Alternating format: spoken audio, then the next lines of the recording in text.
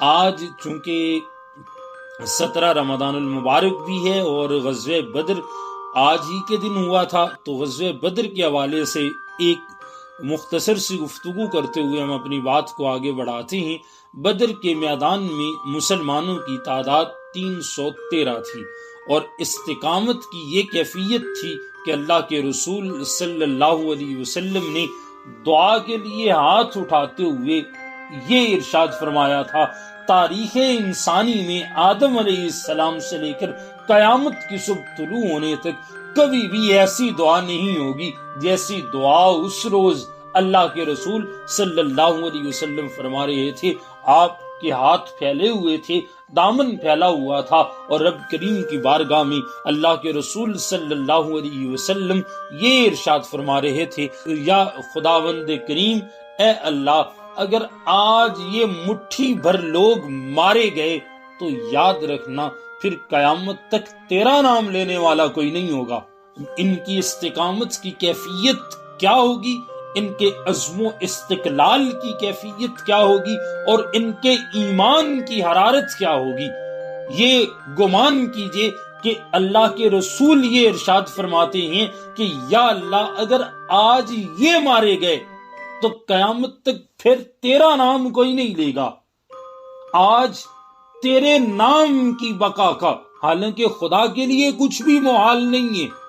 خدا چاہے تو کافر کے گھر سے مومن کو پیدا کر دے، اور یہ ہمارے لیے ہزار عام مثالیں۔ اکرمہ بن ابو جہل بھی ایمان لے آیا، ابو جہل کا پتر ایمان لا سکتا ہے، تو خدا کے لیے ایسے بندے پیدا کرنا کہاں ناممکن تھا۔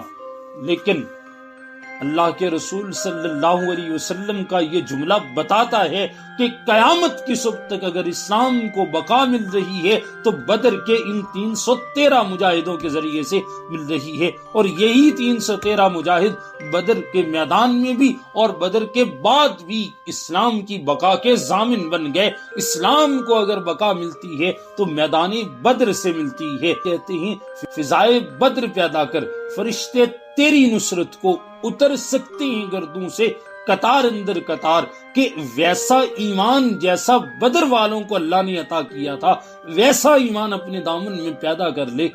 تیری خاطر بھی آسمان سے ملائکہ قطار در قطار آج بھی مدد کرنے کو اتر سکتے ہیں۔ اور ان کے ایمان کی کیفیت کو شاہ نامہ اسلام میں جالندری صاحب، حفیظ جالندری صاحب لکھتے ہیں، اور وہ کہتے ہیں کہ جب یہ لوگ گزر رہے تھے بازار سے اور یہ بدر کے میدان کی طرف جا رہے تھے، تو ان کے پاس پہننے کو لباس نہیں تھا، پتوں سے انہوں نے بدن کو ڈھانپا ہوا تھا، چلانے کو تلوار نہیں تھی، ہاتھ میں انہوں نے کھجور کی چھڑیاں پکڑ رکھی تھی، یہ جنگ کرنے کے لیے جا رہے تھے۔ سامنے ایسی فوج ہے جس کے پاس ہر طرح کی اس وقت کی جدید طاقت موجود ہے، اور ادھر جن کے پاس کھانے کو روٹی نہیں ہے، نوالے نہیں ہیں، پہننے کو لباس نہیں ہے، پاؤں تو وہ ننگے ہیں، سر ڈھانپنے کو کپڑا نہیں ہے، یہ لوگ ہاتھوں میں کھجور کی چھڑیاں لیے ہوئے بدر کے میدان کی طرف بڑھ رہے تھے۔ تو کسی یہودی نے کہا کہ جنگیں تو تلواروں سے لڑی جاتی ہیں،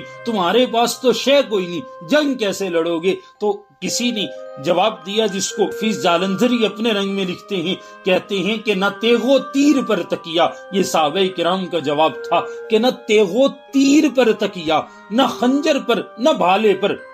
نہ تیغو تیر پر تکیا، نہ خنجر پر نہ بھالے پر، بھروسہ ہے تو اس سادی سی کالی کملی والے پر، کہ ہم کالی کملی والے کے آسرے پہ آگے بڑھتے چلے جا رہے ہیں۔ ہمیں یا خدا پہ بھروسہ ہے یا خدا کے محبوب مصطفیٰ کریم صلی اللہ علیہ وسلم پہ بھروسہ ہے، ہمیں تلوار اور تیر پہ اتنا بھروسہ نہیں جتنا اپنے خدا پہ بھروسہ ہے، اور اسی خدا کے بھروسے ہم آگے بڑھتے چلے جا رہے ہیں۔ اور جب یہ 313 بدر کے میدان میں اتر آتے ہیں تو نبی کریم صلی اللہ علیہ وآلہ وسلم کے غلاموں کو دیکھنے کے لیے جو کفار کی طرف سے ایجنٹ آیا، جسے ہم اپنی زبان میں انٹیلیجنس کا بندہ کہتے ہیں، جو ان کے انٹیلیجنس کے لوگ تھے، وہ آیا اور اس نے پھر واپس جا کے ابو جہل کو خبر دی کہ ابو جہل سنو، وہ 3 اونٹ کھانے والے ہیں، یعنی ان کی تعداد 300 کے اوپر نیچے ہے، اس سے کچھ زیادہ یہ کم ہو سکتی ہے، 3 اونٹ کھانے والے ہیں، لیکن میں ان میں ایسی ہمت دیکھ کر کے آ رہا ہوں، میں ان میں ایسی جرت دیکھ کر کے آ رہا ہوں، ان کی آنکھوں میں جہاد کا ایسا جذبہ دیکھ کر کے آ رہا ہوں کہ وہ ایک مرتے مرتے بھی تمہارے سینکڑوں کو مار جائے گا۔ میں نے جو ایمان کی حرارت ان میں دیکھی ہے وہ مجھے کسی دوسرے میں نظر نہیں آئی، یہ بدر والے تھے۔ اور پھر اللہ نے ان لوگوں کو ایسی فتح عطا کی جو قیامت تک جاویدانی ہو گئی اور قیامت تک اسلام کے بقا کی ضامن بن گئی۔ ہمیں بھی چاہیے کہ بدر والوں سے کچھ سیکھیں اور بدر والوں کے اس ایمان کے انداز کو اپنائیں جو اللہ نے ان کو عطا کیا تھا۔